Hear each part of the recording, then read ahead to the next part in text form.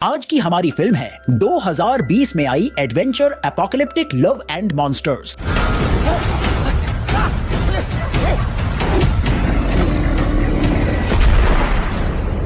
इस फिल्म में आपको मॉन्स्टर्स, ग्रैंड स्केल सीन और भरपूर वीएफएक्स देखने को मिलेगा, तो वीडियो को आखिर तक जरूर देखना। कहानी की शुरुआत में हमें जोएल नाम का एक लड़का बताता है कि एक दिन वैज्ञानिक लोगों को पता चला कि पृथ्वी से एक बहुत बड़ा एस्टेरॉयड टकराने वाला है। इसीलिए सरकार ने इंसानियत को बचाने के लिए उस एस्टेरॉयड की तरफ बहुत सारी मिसाइल छोड़ दी, जिससे वो एस्टेरॉयड तो तबाह हो गया, लेकिन उन मिसाइल से निकला रेडिएशन वापस पृथ्वी की तरफ आने लगा, जिससे धीरे धीरे सारे इंसेक्ट्स म्यूटेट हो गए और खतरनाक मॉन्स्टर्स बन के इंसानों को खाने लगे। जहाँ एक साल के अंदर इस दुनिया के 95% इंसान मारे गए और फिर बचे कुछ इंसान जमीन के अंदर बंकर बनाने के रहने लगे। इस घटना को 7 साल हो चुके हैं और 7 सालों में जोएल भी एक बंकर में ही रहता था, जहां हर किसी के पास एक गर्लफ्रेंड थी सिवाय जोएल के, क्योंकि उसकी गर्लफ्रेंड एमी दूसरे बंकर में रहती थी। जहां जोएल उस बंकर में मेविस नाम की एक रोबोट से बात करता था और उसके साथ अपना समय बिताता था और हर वक्त उसकी गर्लफ्रेंड एमी को लेटर लिखता रहता था, जो कभी उसे भेज नहीं पाता। एक दिन उनके बंकर में एक मोनस्टर घुस जाता है और सभी लोग हथियार लेकर उसके साथ हमला करने को तैयार हो जाते हैं, जिसमें जोएल भी मदद करना चाहता था, लेकिन वो लोग उसे साथ नहीं आने देते, क्योंकि जोएल एक डरपोक था और मॉन्स्टर्स को देखकर वो हिल भी नहीं पाता। इसलिए सारे मर्द उस मॉन्स्टर की तरफ जाते हैं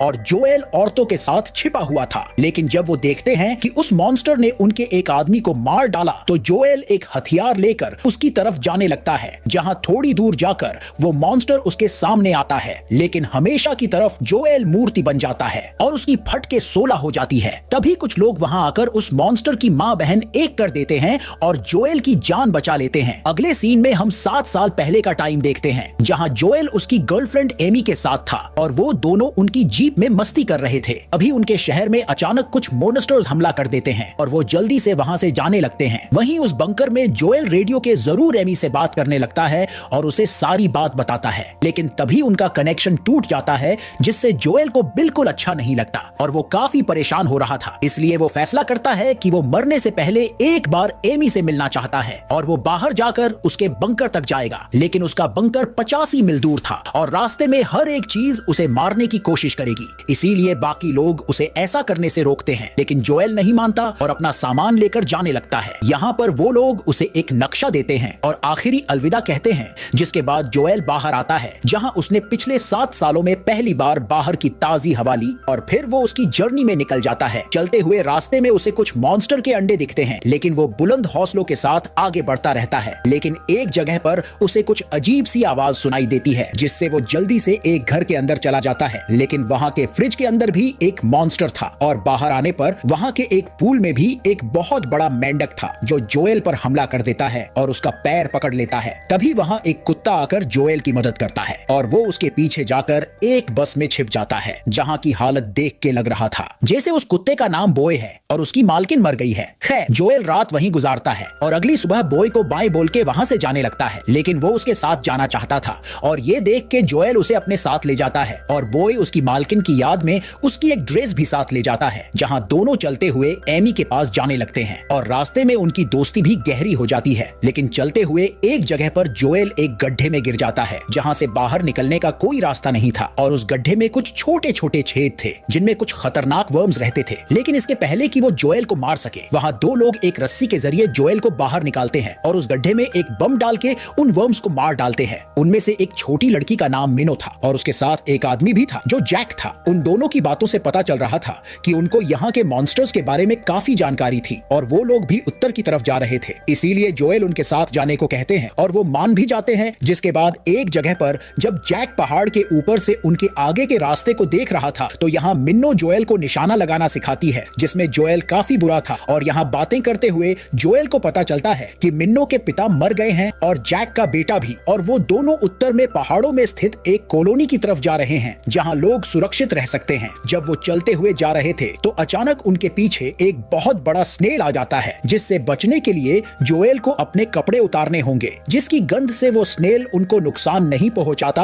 और वहां से चला जाता है। जिसके बाद रात में जब वो आराम कर रहे थे, तो जोएल जैक को उसकी डायरी के बारे में बताता है जिसमें वो मॉन्स्टर्स की जानकारी उनकी ड्राइंग के साथ लिखता था। उसके बाद वो सभी उनकी जर्नी में आगे बढ़ने लगते हैं, जहां मिनो और जैक जोएल को उनके नियम बताते हैं और उसे निशाना लगाना भी सिखाते हैं, जिसमें अब वो काफी अच्छा हो गया था। चलते चलते वो एक जगह पूछते हैं जहां से उनके रास्ते अलग अलग थे और मिनो जोएल को छोड़ना नहीं चाहती थी, लेकिन जोएल उसे समझता है और उसे एक लिपस्टिक देता है, जहां वो उन दोनों को अलविदा कह के बॉय के साथ एमी की तरफ जाने लगता है। एक अंधेरे जंगल के बीच से जब वो दोनों जा रहे थे तो बॉय अजीब बर्ताव करने लगता है और जाकर एक जगह छिप जाता है। जोएल उसे बाहर बुलाता है, लेकिन तभी जमीन के अंदर से एक बहुत बड़ा बिच्छू बाहर निकलता है, जिसकी तरफ जोएल अपना तीर करके खड़ा हो जाता है, लेकिन वो बिच्छू जोएल को दूर फेंक देता है और फिर बॉय को चारों तरफ से घेर लेता है, जहां वो उसे खाने वाला था। ये देख के जोएल खुद को काबू करता है और उस पर हमला बोल देता है, जहां पता नहीं कैसे पर वो बिच्छू जमीन पर ढेर हो जाता है और ये देख के जोएल बहुत खुश हो जाता है। जिसके बाद रात में जब बारिश हो रही थी तो वो दोनों एक जगह पे चले जाते हैं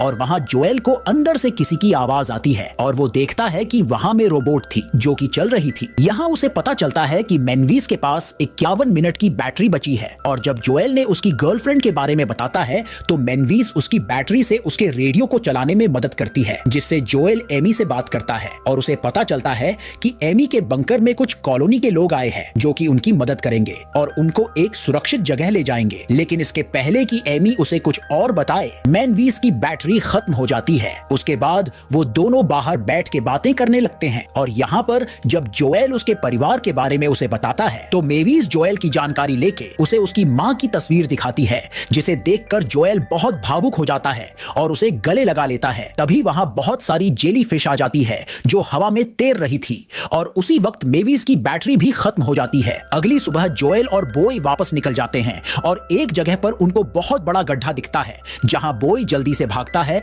और तभी जोएल देखता है कि उनकी तरफ एक बहुत बड़ा मॉन्स्टर आ रहा था। जोएल बॉय को लेके जल्दी से एक जगह पे छिप जाता है और थोड़ी देर बाद वो मॉन्स्टर उनको ढूंढता हुआ वहां आता है, लेकिन जब उसे कुछ नहीं मिलता तो वो वहां से जाने लगता है। तभी बॉय उसकी मालकिन की ड्रेस देखता है जो पानी में गिर जाती है। ये देखकर वो जल्दी से उसे लेने जाता है और वो मॉन्स्टर उसकी तरफ आ रहा था, जहां जोएल जल्दी से उसके मुंह में एक ग्रेनेड डाल देता है जिससे उसके चिथड़े उड़ जाते हैं। जहां बॉय तो पानी से बाहर निकल गया था, लेकिन जोएल को कोई चीज काट रही थी और उसके शरीर में कुछ कीड़े उसका खून पी रहे थे। जोएल उनको हटाता है और फिर बॉय पर चिल्लाने लगता है, क्योंकि ये सब उसी की वजह से हुआ था। जहां बॉय भाग के वहां से चला जाता है, जिसके बाद जोएल को कुछ होने लगता है क्योंकि उन कीड़ों के काटने से उसे जहर चढ़ गया था और वो वहीं जमीन पर ढेर हो जाता है। लेकिन तभी उसके पास एमी आती है, जिसे देखकर जोएल बहुत खुश था और उसे किस करके जोएल बेहोश हो जाता है। जब वो अपनी आंखें खोलता है तो वो उनकी कम्युनिटी में था और वहां सिर्फ बूढ़े लोग ही थे जिनका ध्यान एमी रखती थी। और जिन कॉलोनी के लोगों की एमी बात कर रही थी, उनका लीडर कैप नाम का एक आदमी था जो कि बहुत हैंडसम था और जोएल को कहीं ना कहीं उससे जलन हो रही थी। कैप एमी के लोगों को उसके साथ उसकी शिप में एक सुरक्षित जगह ले जाने वाला था। उसके बाद जब जोएल और एमी अकेले में बात कर रहे थे तो जोएल उसे बताने लगता है कि तुम मुझे यहाँ देख के खुश तो हो ना। और यहाँ पर एमी उसे बताती है कि इतने सालों में उसे किसी और से प्यार हो गया और कुछ महीने पहले उसने उसे खो दिया। जहाँ ये सुनकर जोएल के दिल के चिथड़े उड़ जाते हैं और उसे कुछ समझ नहीं आ रहा था कि वो क्या करे, इसलिए वो उसके बंकर के लोगों को रेडियो से संपर्क करता है, जहाँ उसे पता चलता है कि वो लोग खतरे में हैं और ज्यादा समय तक सरवाइव नहीं कर सकते। लेकिन तभी उनका कनेक्शन टूट जाता है। उसी वक्त जोएल कुछ बेरीज देखता है जो कैप के लोगों ने उसे दी थी और जहाँ तक उसे याद है जैक ने कहा था कि वो जहरीली होती है। ये देख के वो समझ जाता है कि कैप और उसके लोग झूठ बोल रहे हैं और ये बात वो एमी को बताने की कोशिश करता है, लेकिन वो शराब के नशे में धुत थी और अचानक कोई जोएल को बेहोश कर देता है। आंखें खोलने पर वो देखता है कि कैप और उसके लोगों ने सबको बांध दिया था और यहाँ वो उनकी कम्युनिटी से खाने की चीज चुराने आए हैं। वो उनके कंट्रोल सेंटर को नष्ट कर देता है और जो प्राणी उनके जहाज को खींच के चला रहा था उसकी भूख मिटाने के लिए सभी को उसके सामने रख देता है, जहाँ वो मॉन्स्टर धीरे धीरे उनकी तरफ आ रहा था। वही जब कैप और उसके लोग सारी चीजें लेके वापस जहाज में जाने की तैयारी कर रहे थे तो एमी और जोएल जैसे तैसे उनके हाथ खोलते हैं और जब एमी एक आदमी पर हमला करके बेहोश हो जाती है तो जोएल उस बड़े केकड़े को एक लोहे के त्रिशूल से उछाल के उल्टा कर देता है, लेकिन इसके पहले कि वो उसे मार सके कैप एक मशीन के जरिए उस केकड़े को शॉक देता है, जिससे जोएल भी बेहोश हो जाता है। वही एमी वापस होश में आ गई थी और एक औरत के साथ लड़ाई करने लगती है और वो केकड़ा दूसरे लोगों पर हमला कर देता है। तभी जोएल होश में आता है और जब वो केकड़ा धीरे धीरे उसकी तरफ आ रहा था तो तभी बॉय उसके सामने आ जाता है, जिससे केकड़ा डर रहा था। और वही एमी भी उस औरत की बैंड बजा देती है, लेकिन तभी पीछे से कैप उस पर हमला करता है और ये देख के जोएल बॉय को उसके पास भेजता है। जहां जब कैप और उसके लोग वापस उनकी शिप में जा रहे थे तो वो केकड़ा जोएल की तरफ आ रहा था कि तभी एमी बॉय के साथ वहां आती है और जोएल को एक कैनन गन देती है, जिससे वो उस केकड़े को मार सकता था। लेकिन वो ऐसा नहीं करता क्योंकि वो अपनी मर्जी से उनको नहीं मार रहा था। जोएल उस जंजीर को तोड़ देता है, जिससे कैप उसे शॉक दे रहा था और फिर वो केकड़ा जल्दी से उनकी शिप की तरफ जाता है और सबको कच्चा चबा जाता है। अगले सीन में एमी सभी बूढ़े लोगों की मदद कर रही थी और जोएल वापस उसके लोगों के पास जा रहा था, जहां वो एमी का शुक्रिया करता है क्योंकि उसकी वजह से उसमें लड़ाई करने की हिम्मत आई। जहां वो वापस बॉय के साथ अपने सफर में निकल जाता है और 7 दिन बाद वापस उसके बंकर में आता है, जहां सभी उसे देख के बहुत खुश थे। और जोएल ने अभी तक जितना भी उन मॉन्स्टर्स के बारे में और बाहर की दुनिया के बारे में सीखा, वो सारी चीजें वो रेडियो के जरिए बाकी बचे लोगों को बताता है और फिर अपने लोगों के साथ उन पहाड़ों में स्थित कॉलोनी की तरफ जाने लगता है जहां जैक और मिनो थे। और इसी के साथ ये फिल्म यहीं पर खत्म हो जाती है। तो मुझे कमेंट करके जरूर बताना कि ये फिल्म आपको कैसी लगी। मैं मिलूंगा आपसे अगले वीडियो में।